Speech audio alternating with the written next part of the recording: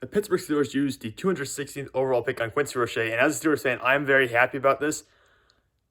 The only issues with Roche coming out were really the size. I think he's about 243, 245 pounds, so there were some concerns about that. But this guy had 30 and a half career collegiate sacks, both at Temple for 3 years and 1 year at Miami. Now, Miami only had 4.5 sacks this past season, but I think he had double-digit tackles for losses, about 13 and a half, I believe, somewhere in that range. So you have to feel really good about the production now, happening at two different schools, one, of course, being in the Power 5. So you have to feel really good about all the production coming out and everything he's put on tape. The size is a bit of a concern because you're going to have trouble setting the edge in the run. You're not going to get many bull rushes, but he's very good at reading tackles. He's very good at playing off the tackles.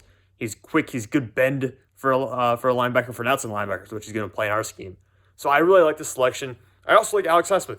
Me liking the Quincy Roche pick does not mean I do not like Alex Highsmith. Highsmith played really, really well in relief of Bud Dupree last year after Dupree got hurt.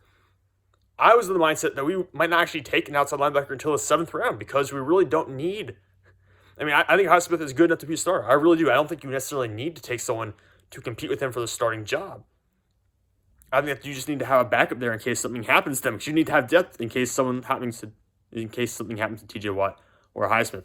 Overall, though, Quincy Roche, this is a guy who might actually push Highsmith for starting snaps. I think he's that good of a player. And of course, you have, like I said, all of the production. He's got some of the traits that you need, the bend, not necessarily explosive per se, but I think he's quick. A little bit of a difference there. But the good bend is really going to help him out there, getting around the edge.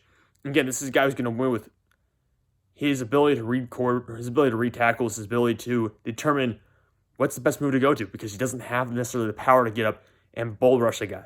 So there are some limitations here, but for where they're taking him at this point, I think this is an excellent selection.